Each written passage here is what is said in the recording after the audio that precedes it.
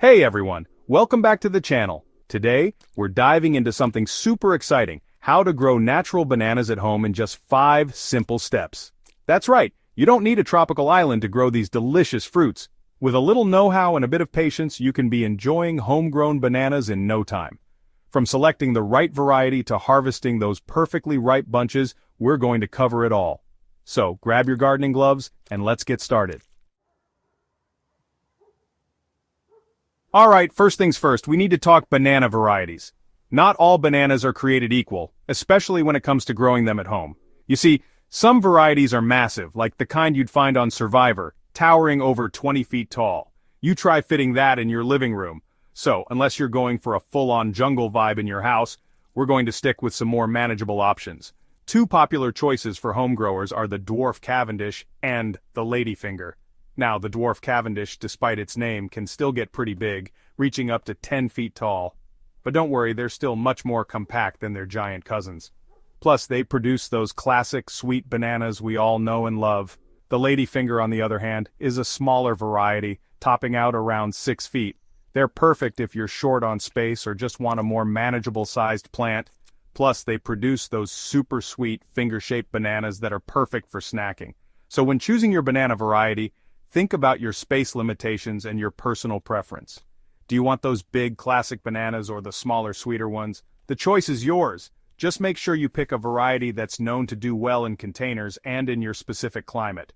Remember, a happy banana plant is a productive banana plant. So choose wisely, my friends.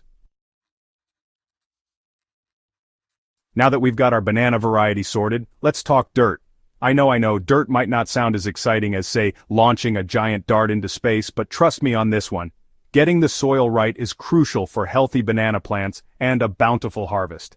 Bananas, like most plants, thrive in well-draining soil that's rich in organic matter. Think of it like this. The soil is like a giant sponge, holding on to water and nutrients that the plant needs to grow.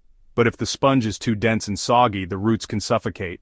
And if it's too loose and dry, the plant won't be able to absorb the good stuff. So how do we find that perfect balance?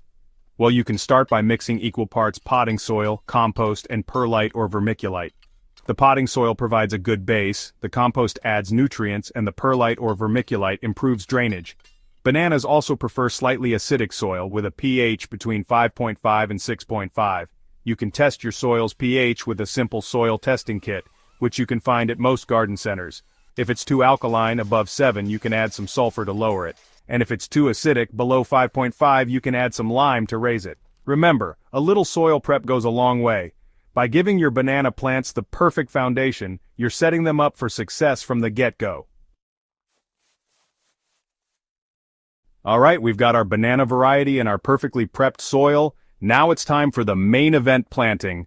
But before you go sticking that banana in the ground like it's a giant popsicle, there are a few things you need to know. First off, we're not actually planting a banana seed. Instead, we're going to be planting a banana sucker or rhizome. These are basically baby banana plants that sprout up around the base of the mother plant. They look like little mini banana trees, and they're already equipped with everything they need to grow into big, strong plants. You can usually find banana suckers at your local nursery or online. Just make sure you choose a healthy-looking one with a good root system. Once you've got your sucker, it's time to get planting.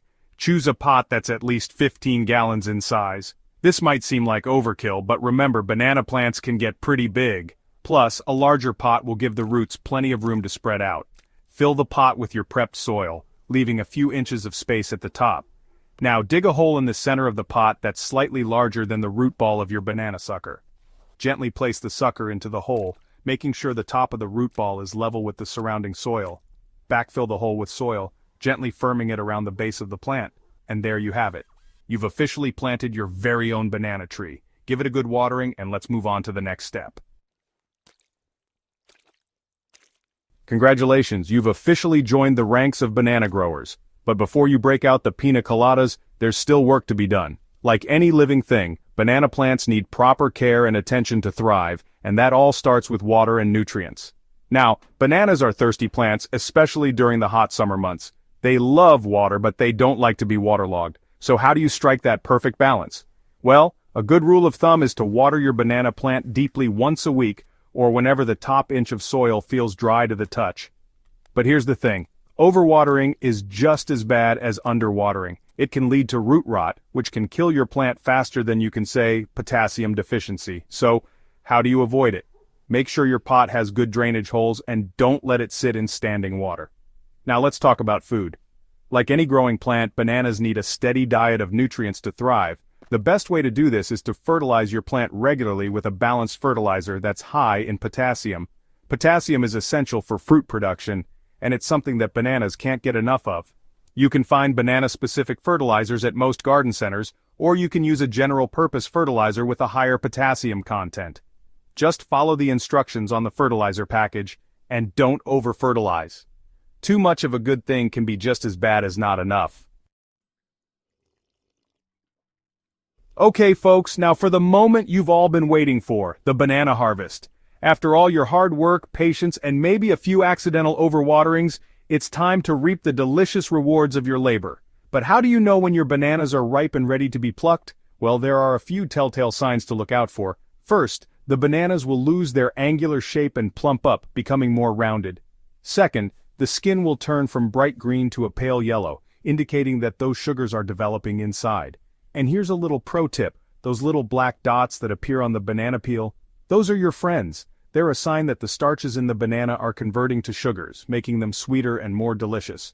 Now, once you've determined that your bananas are ripe and ready, it's time to harvest. But don't just yank them off the plant. Instead, use a sharp knife or pair of pruning shears to cut the bunch off at the stalk, about an inch or two above the first hand of bananas.